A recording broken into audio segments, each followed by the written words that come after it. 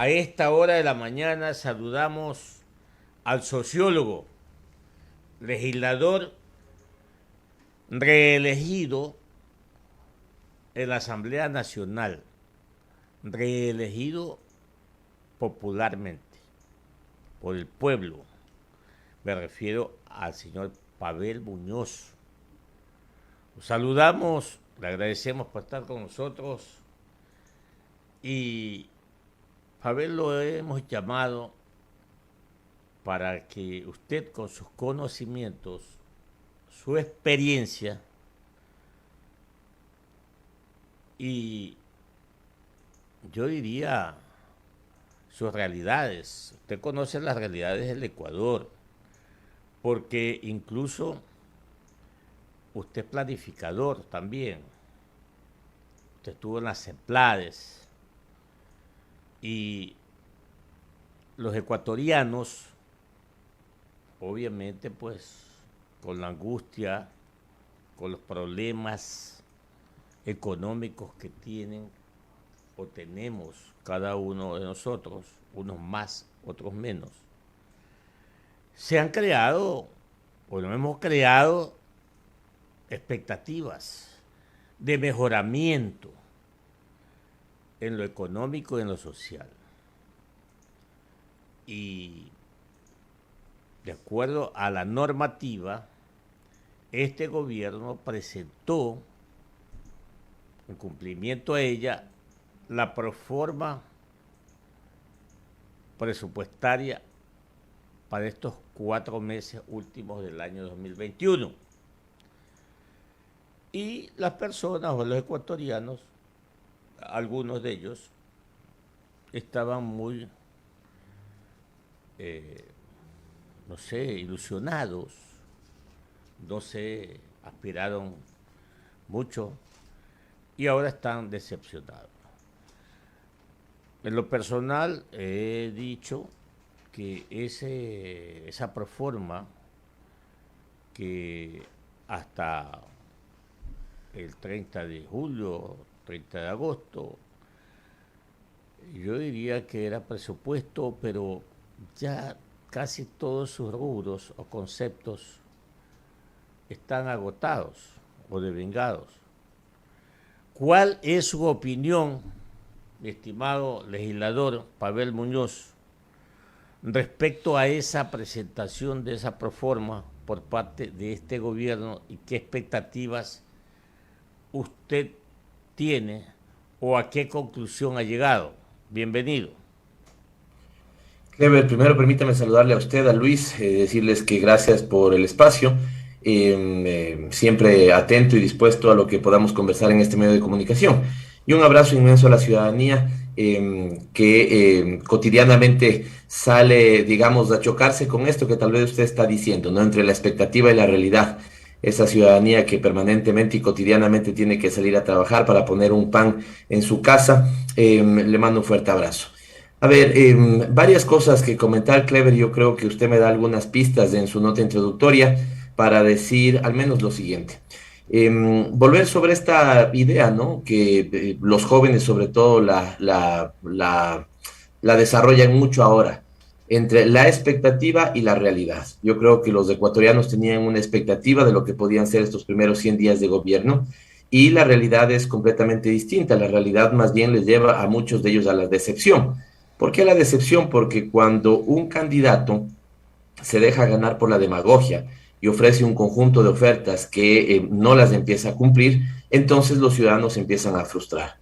Yo creo que para ser justos, para ser ecuánimes, para hacer un buen análisis de lo que van siendo estos primeros 100 días del gobierno del presidente Guillermo Lasso, hay que reconocer y relevar el trabajo hecho sobre la vacunación. Yo creo que sobre esta su calificación es positiva, es sobresaliente.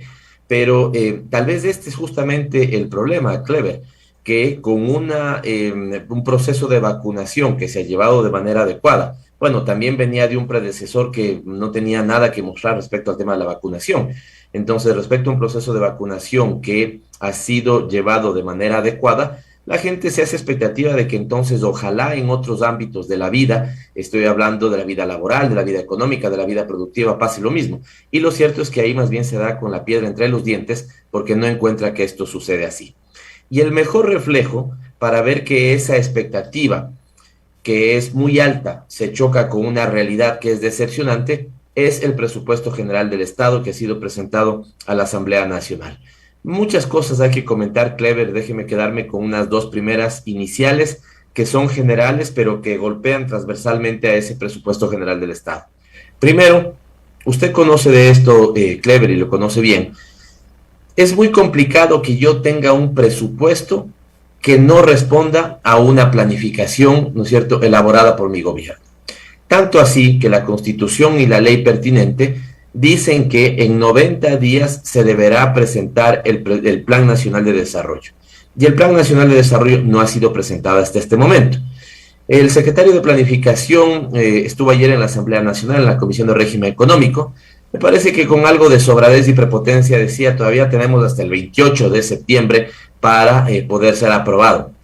Bueno, ya nos demuestra entonces que es este típico alumno que espera la última fecha, el último minuto para entregar un plan nacional de desarrollo. Pero él debería recordar que así como la Constitución establece que hay 90 días y ellos están contando los 90 días de la forma más extendida posible, y por eso les da hasta el 28 de septiembre, también esa Constitución y ese marco legal establece que no se podrá presentar el ejercicio presupuestario de cada año si no hay un Plan Nacional de Desarrollo. Entonces, esta primera idea, Clever, usted lo decía, es importante planificar en todo espacio, el público, el privado, una empresa comunitaria o una cooperativa o un banco, el Estado, evidentemente, ¿no es cierto?, deben planificar qué es lo que quieren hacer.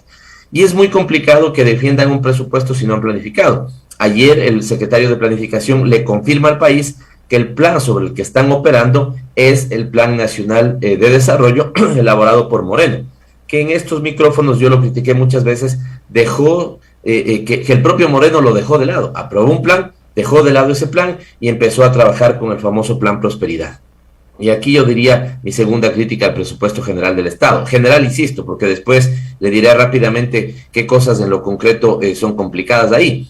Y esta segunda crítica es que si el gobierno piensa seguir teniendo como su principal asesor económico el Fondo Monetario Internacional, estamos complicados porque ya sabemos los resultados de ese asesor económico en otras economías. Así que esos dos comentarios generales, Clever, terminan con esto: menos plata para salud, menos plata para educación, un poquito de plata, ¿no es cierto?, dicen ellos, para las universidades, pero que no compensa los 98 millones de dólares que fueron quitados hace un año a las universidades.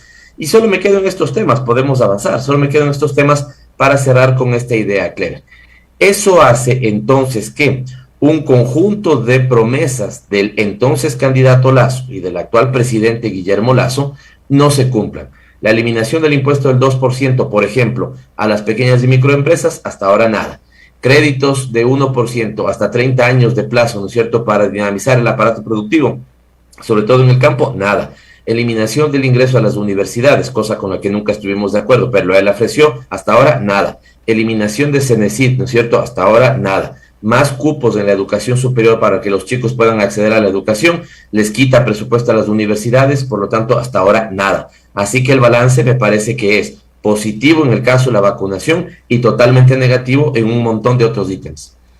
7 de la mañana, 17 minutos, dialogando aquí en Huancavelica, 8:30 AM con el sociólogo Pavel Muñoz, legislador de la República del Ecuador.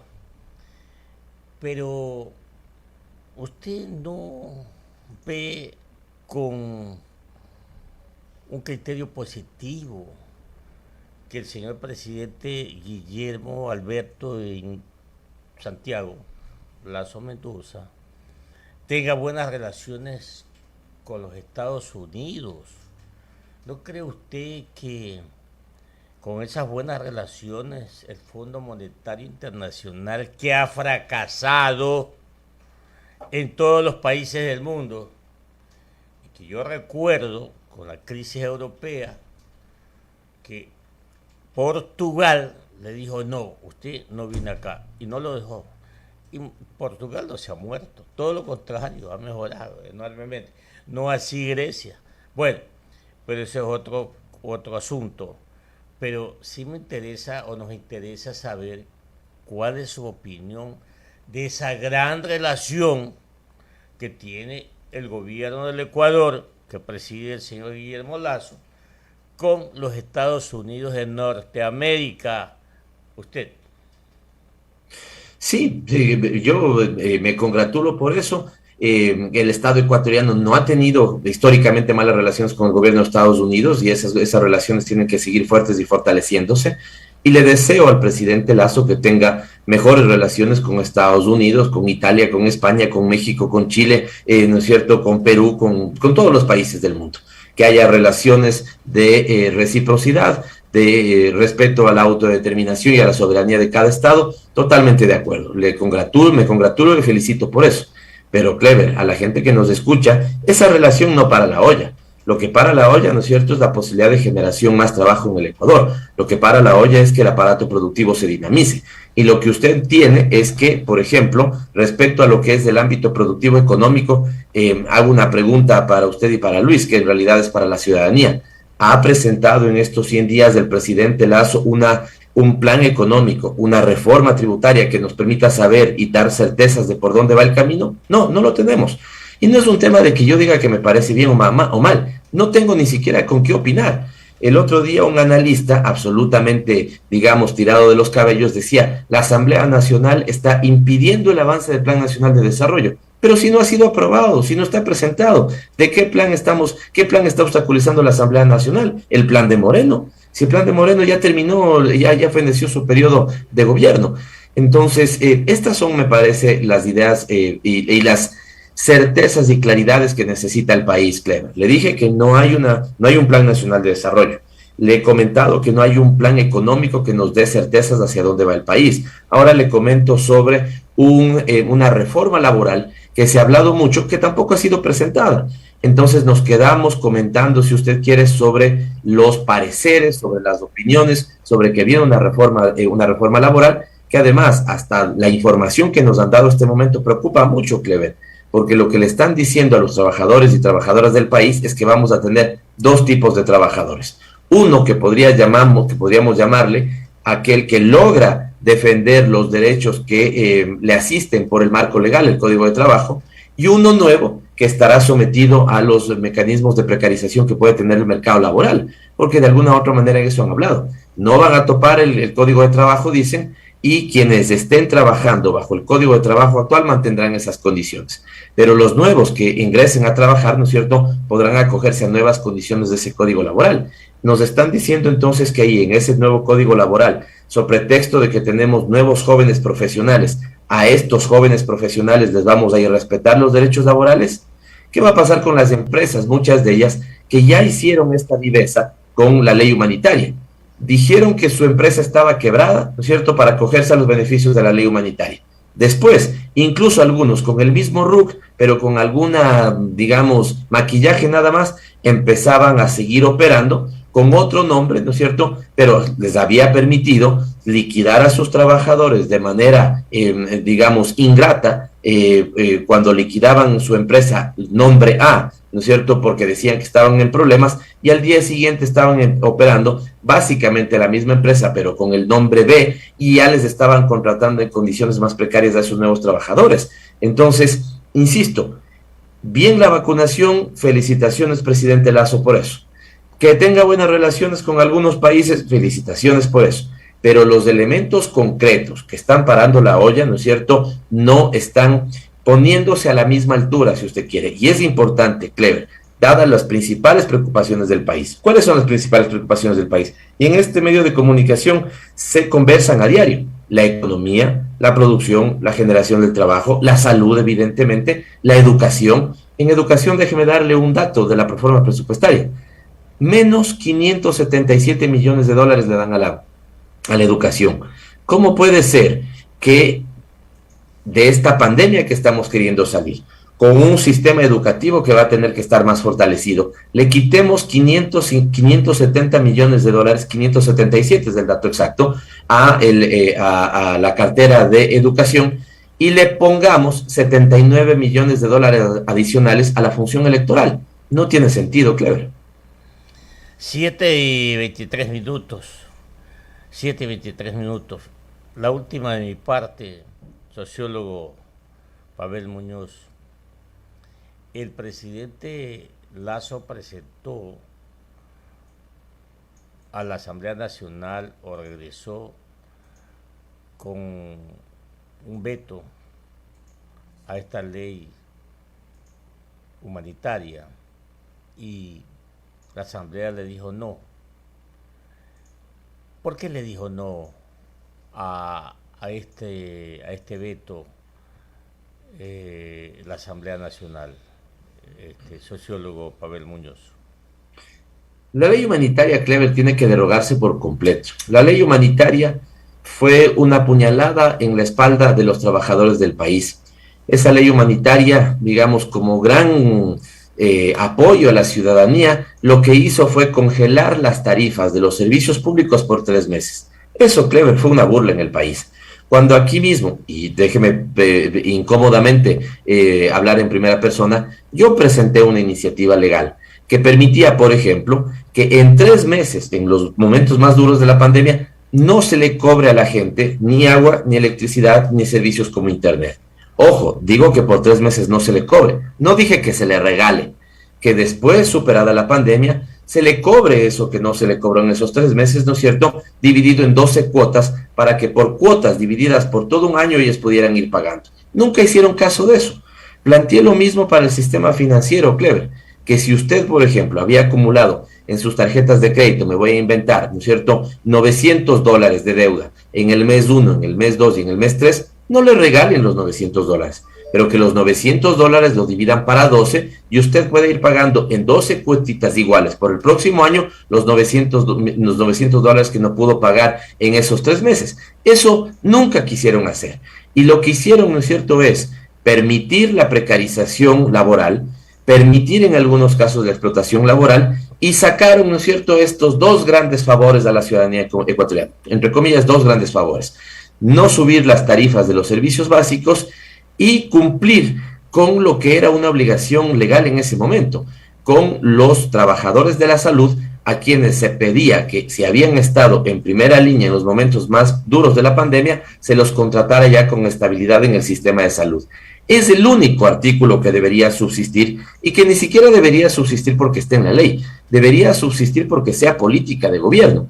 Todo lo demás debería derogarse, además porque, ¿qué queda subsistente en este momento de la ley humanitaria, Clever? Esos famosos favores, entre doble comilla, ¿no es cierto?, para la ciudadanía, duraron ¿cuánto? 4 o 5 meses, ya desaparecieron, ya esa ley humanitaria no tiene sentido. Lo que debería hacer el presidente Lasso no es plantearse una tibia derogatoria de 1 o 2 artículos. De hecho, nosotros hemos presentado la derogatoria de algunos artículos. Esa ley debería sepultarse y debería el presidente Lasso pasar, en el caso de su ministro de Trabajo, pasar del anuncio a la propuesta de conversar con los sectores trabajadores, con los sectores empresariales, con los generadores de empleo, con los emprendedores, ¿no es cierto?, y decirles: estas son las nuevas condiciones que yo estoy pensando o que el gobierno está pensando en materia laboral. Ahí sí estaríamos hablando en cuestiones distintas. Habrá cosas positivas, habrá cosas negativas. Nosotros como bancada apoyaremos lo positivo, nos opondremos a lo negativo. Pero yo le diría, yo vuelvo sobre la misma idea, Clever.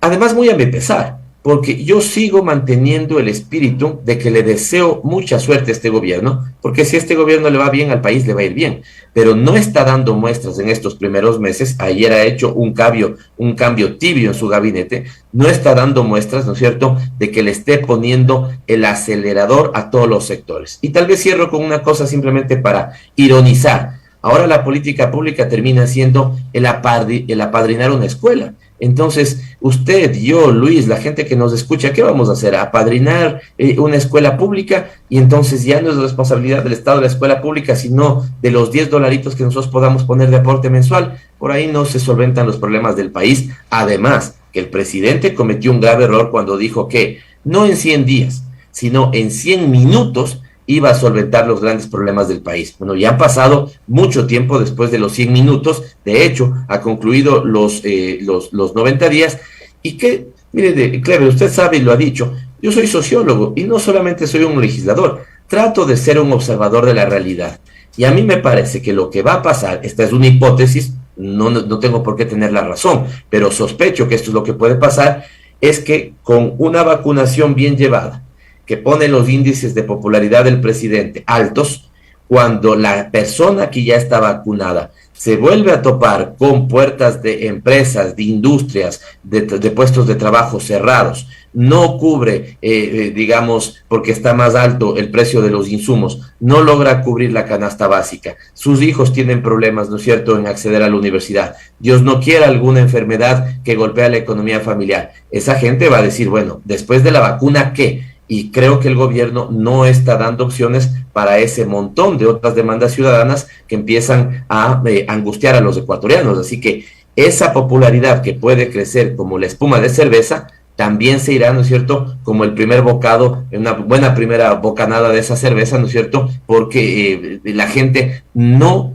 empieza a satisfacer sus necesidades. Y aquí, lastimosamente para el gobierno, hay una realidad que es inversamente proporcional.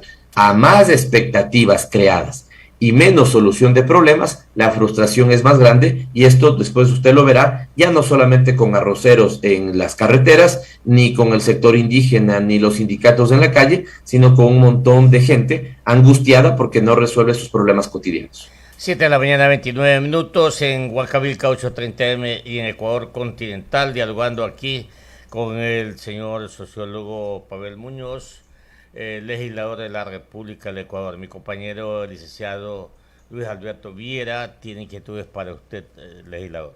Legislador Pavel Muñoz, buen día. Usted, como un observador de la realidad, debe haberse sorprendido este fin de semana cuando una ley de reactivación tanto para Esmeraldas y Manabí recibió un veto presidencial o del Ejecutivo.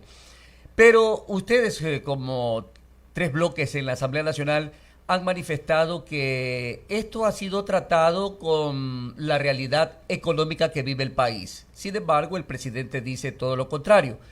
¿Retornará a la Asamblea Nacional esa ley vetada? Y ustedes han dicho de que hay los suficientes votos como para poderla nuevamente activarla. ¿Se ha justificado cada uno de los artículos que están en relación a lo que se vive en el Ecuador, a esa realidad, sociólogo? Gracias, Luis, le mando un saludo. Mire, nosotros aquí, ¿qué es lo que pasa en materia legal? Cuando la Asamblea Nacional termina de elaborar un proyecto y lo envía al Ejecutivo, el Ejecutivo puede aprobar todo, puede aprobar una parte de eso y vetar algunos otros artículos, o puede hacer un veto completo. El Ejecutivo en este momento ha hecho un veto parcial que deberá ser analizado por nosotros para, trabajar sobre la repotenciación, reconstrucción, recuperación y repotenciación de las provincias que fueron afectadas en el último terremoto que sufrió el país, Esmeraldas y Manabí. La Asamblea Nacional trabajó, primero, yo creo que esa ley es necesaria, pero es tan necesaria para Esmeraldas y Manabí como para el conjunto, para el resto de provincias de la patria, ¿no es cierto? Esto es un elemento fundamental. Entonces yo creo que hay algunas cosas que deberían más bien convertirse en política pública, particularmente en el caso de agricultura y ganadería, y usted ve, Luis, que eso tampoco está pasando, tanto así que incluso con votos de los que son en este momento aliados del gobierno, se pidió la comparecencia de la ministra de Agricultura y Ganadería, que me parece está previsto para el día de mañana, para que explique qué se está haciendo, no solamente por esas provincias, sino por el conjunto de provincias, ¿no es cierto?, para saber si se está solventando o no los problemas de la agricultura y la ganadería en el país, y de la pesca también, que empiezan a manifestar sus preocupaciones. Vea, vuelvo sobre el tema del precio de la saca de arroz, ¿no es cierto?, que se había planteado una cosa en campaña y otra cosa en el ejercicio de gobierno. Así que nosotros nos vamos a ratificar, esa es la posición al menos de mi bloque legislativo, con los textos que la Asamblea buscaba para efectivamente incentivar la producción en esas provincias. El problema, tengo que analizar detenidamente, Luis, el veto, todavía yo no tengo al menos el veto planteado por el presidente, porque no nos vamos a poner cerrados simplemente porque venga de la presidencia. Si algunos de esos textos mejoran en el veto de la presidencia, bueno, habrá que acoger los textos porque vamos a tener una mejor ley planteada por la presidencia. Pero si algunos de esos textos son vetados por el dogmatismo con el que el gobierno mira algunos temas, nos vamos a oponer. Cuando yo digo el dogmatismo, me estoy refiriendo a qué, por ejemplo, Luis, a esta idea, ¿no es cierto?, de creer que la austeridad sigue siendo la solución para todos los males que tiene el país. Y tenemos más bien una realidad contraria a nivel mundial. Usted decía que yo suelo analizar o procuro hacer un análisis objetivo de la realidad ecuatoriana. Y muchas veces para hacer un análisis de la realidad ecuatoriana, Luis, lo que trato es de comparar con lo que pasa en otros países para, ¿no es cierto?, saber si eso que está pasando en otros países puede ser aplicable al Ecuador. Y lo que yo veo en otros países, la mayoría de ellos, es que los que están saliendo mejor librados de la pandemia es aquellos que están inyectando más liquidez en sus economías, porque sus economías se reactivan más rápidamente. Aquí, en cambio, el gobierno lo que hace, y el ejemplo de esa ley o el ejemplo del presupuesto general del Estado es una clara muestra de ello, es restringe los recursos que van a la economía, y al restringir esos recursos aprieta aún más la economía ecuatoriana. Mire, Luis, solamente para terminar de contestarle su pregunta y ponerle otro tema en el tapete. Recuerda que incluso al candidato Andrés Arauz, nuestro compañero y nuestro candidato, se le criticó mucho porque él planteaba la emisión de unos derechos especiales de giro del parte del Fondo Monetario Internacional.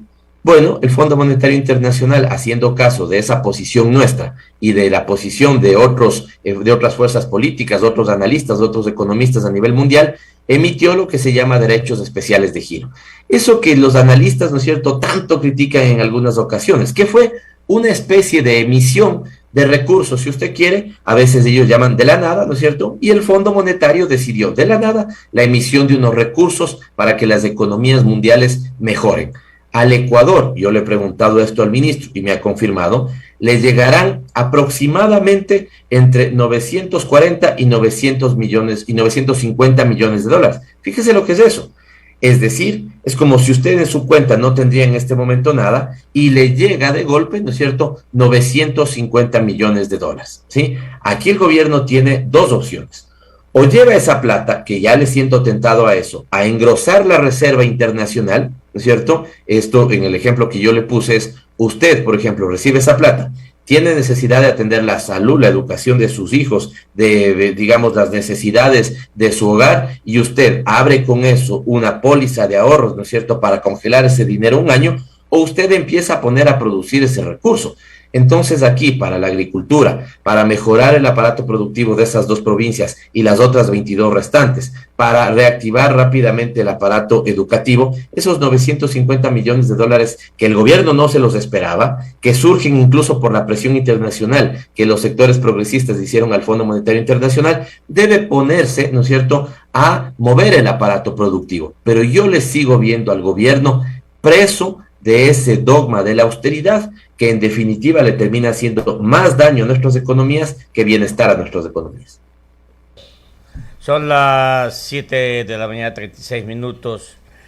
Bueno, finalmente, mi estimado Pavel, ya no es UNES, ¿no? Porque UNES era un compendio de varios movimientos, grupos, núcleos políticos. Ahora es Compromiso Social, ¿no? El que ustedes tienen ya organizado, y en efecto pues se llevó esta asamblea el último día sábado en Montecristi. Ustedes emprenderán, ahora sí, habrán planificado, vamos a tomar otra vez el término planificado, porque la vida todo hay que planificar, Pavel. Cuando todos los recursos son escasos hay que planificar para administrarlos lo mejor posible. Y en este caso, Compromiso Social, debo entender que se ha planteado pues un plan estratégico político para enfrentar las próximas elecciones seccionales, ir pues fortaleciendo a todas sus yo diría pues seguidores, sus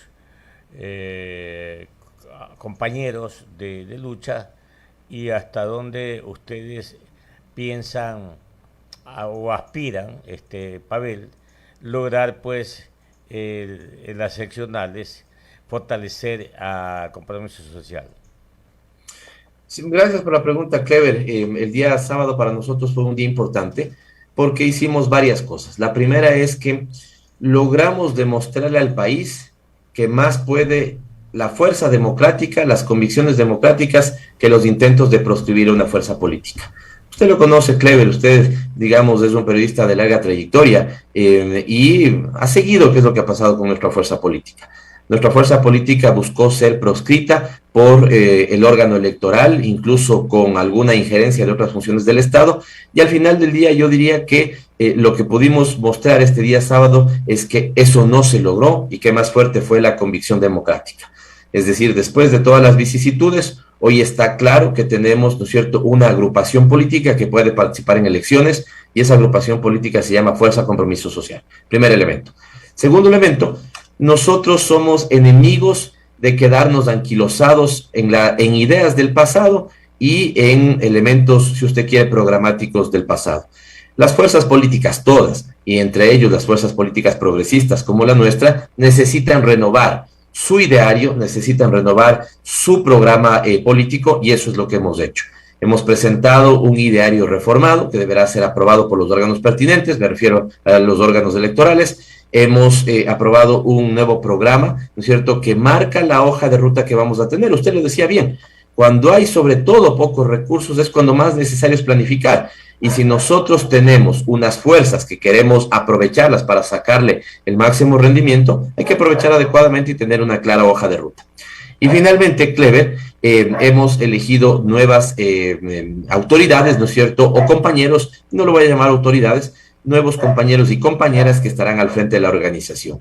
Esto nos permite trabajar en ese plan estratégico al que usted hace referencia, que no está listo, que lo estamos trabajando, para cumplir nuestros objetivos al 2023 y al 2025. Eso significa correr con la fuerza que hemos hecho las seccionales y poder, digamos, estar con más presencia en más juntas parroquiales, alcaldías y prefecturas, y también seguir siendo una opción para el pueblo ecuatoriano. Insisto, todo esto tiene que ver con la fuerza política que mejor logra representar los intereses del pueblo. Nosotros creemos que somos de esa fuerza política y esta renovación de compromiso con el pueblo ecuatoriano es a lo que nosotros le apostamos para poder tener una buena participación en las elecciones seccionales que vienen y una buena participación en las próximas nacionales cuando vengan en 4 años, en los próximos 4 años. Gracias, Pavel. Un abrazo para usted. Que le vaya muy bien. Lo mismo, Clever y Luis. Un abrazo y un fuerte abrazo a la ciudadanía. Que le vaya muy bien. Buenos días.